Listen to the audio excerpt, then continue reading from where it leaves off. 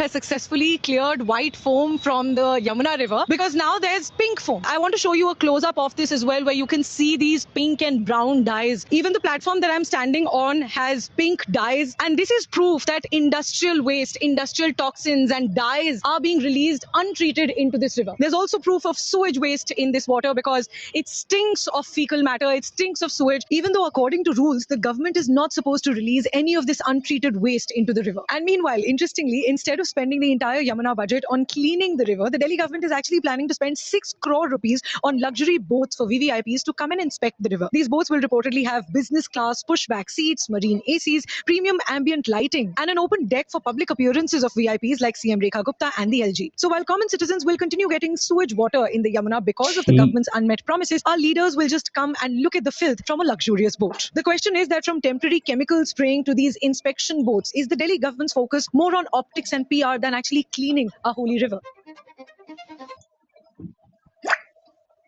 भाई तुम नहीं दिख रहा। दिखेंगे रुको। जादू हो रहा जादू। देखा, जिस देश में नदियों को पूजा जाता है, माँ कह के संबोधित किया जाता है, उस देश में नदियों का क्या है भाई। फॉर्मा देखा, फॉर्मा ऊपर जो सादा मेरा सादा, पूरा भर रहा था। मतलब एक भी ऐसा नहीं है कि सिर्फ तट पे है, पूरा तट से लेके जहां तक नदी जा रहा है वहां तक फॉर्म। और ऐसा नहीं इस कि बार से उस पर यमुना का हालत खराब सिर्फ दिल्ली में है, यमुना का पूरा हालत खराब है। हम आज से लगभग 2 साल पहले गए थे घूमने के लिए, तो वृंदावन मथुरा में एक जगह है ब्रह्मांड घाट। ब्रह्मांड घाट मतलब जहाँ पे कृष्ण जी जो मिट्टी खाए थे ना, वो है ब्रह्मांड घाट। वहां पे हम और मेरे पिताजी डिसाइड किए थे कि हम लोग सुबह से नहाए नहीं थे, तो हम लोग डिसाइड किए थे कि नहीं, ब्रह्मांड घाट में हम लोग नहा लेंगे।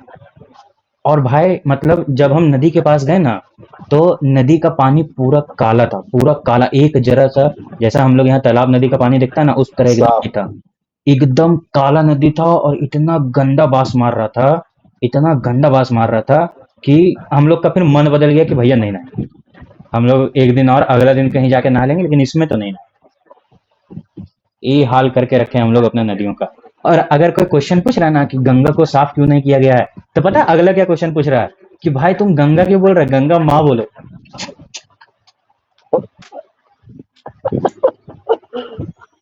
मतलब किस हद तक भारत का जनता गिर गिर सकता चुका है अपने स्टैंडर्ड्स को लेके, कि अगर कोई बोल रहा है कि गंगा साफ नहीं है, तो अगला क्वेश्चन बोल रहा है कि नहीं गंगा नहीं, गंगा माँ बोलो। जबकि वही जवाब माँ, देना चाहिए। वही माँ जिसपे न जाने कितने कारखानों का अनट्रीटेड वेस्ट बस यूं ही छोड़ दिया जाता है, और सरकारें अपने हाथों पे हाथ धर के बैठी रहती है।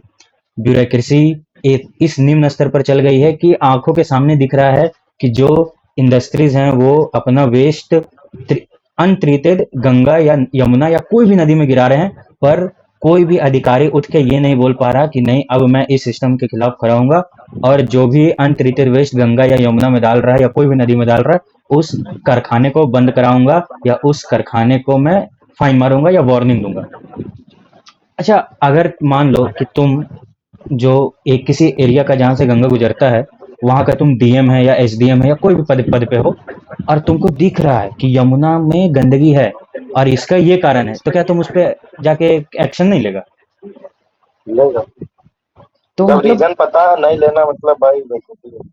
वही कि इतना इस हद तक आप पैसों में अंधे हो गए हो कि आपको अच्छा, हमको एक बात समझ में नहीं आता कि आदमी पैसा लेके जाएगा कहाँ, जब आपके पास पीने के लिए पानी नहीं होगा, जब आपके पास रहने के लिए 2 गज जमीन नहीं होगा, जब आपके पास जीने के लिए एक ढंग का एनवायरनमेंट नहीं होगा, तो आप इतना सारा पैसा लेके कहाँ जाइएगा?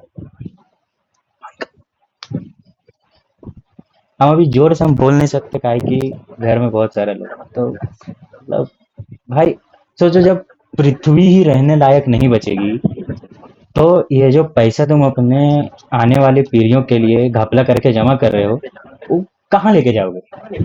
हाँ तुम नहीं चंद्र समझ रहा। मार्स मार्स थोड़ा अभी भी खोज। अभी ऐसा टेक्नोलॉजी हमारे पास है ही नहीं कि हम लोग पहला बात मार्स में रह सकें। और चंद्रमा जो है चंद्रमा पृथ्वी से लगभग 1/6 भाग गुना छोटा है। यानी पृथ्वी एक है तो चंद्रमा उसका 1/6 भाग है लगभग। और चंद्रमा में रहना आजकल पॉसिबल है, पर वो भी बहुत खर्चीला है। तो तुम जो घपला कर रहे हो, अपनी प्रकृति को धोखा दे रहे हो, तुम तो चंद्रमा पे जा नहीं सकते। तुम छोटे मोटे कहीं के पदाधिकारी हो, तुम तो चंद्रमा में रह नहीं सकते। तो फिर तुम अपना जो तुम्हारा प्रकृति है, जो तुमको रहने के लिए एक जगह दी है, जो प्रकृति तुमको सांस लेने के लिए ऑक्सीजन दे रहा है, कम से कम उसको तो बचाओ। कहाँ लेके जाएगा पैसा, कहाँ लेके जाएगा?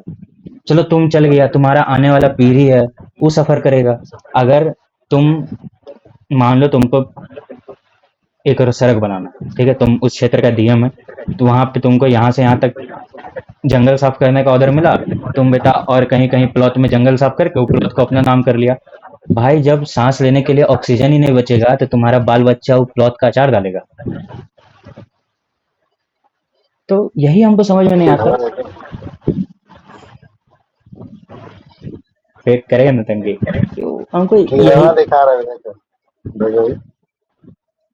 तो यही हमको समझ में नहीं आता कि भाई अगर हम 19-20 साल का लड़का जिसको ये समझ आ सकता है, तो आप तो यूपीएससी क्लियर करके डीएम एसडीएम बने हैं, आपको इतना सारा जरा सा बुद्धि नहीं है कि जब पृथ्वी ही रहने लायक नहीं बचेगा तो ये पैसा लेके हम कहाँ जाएंगे?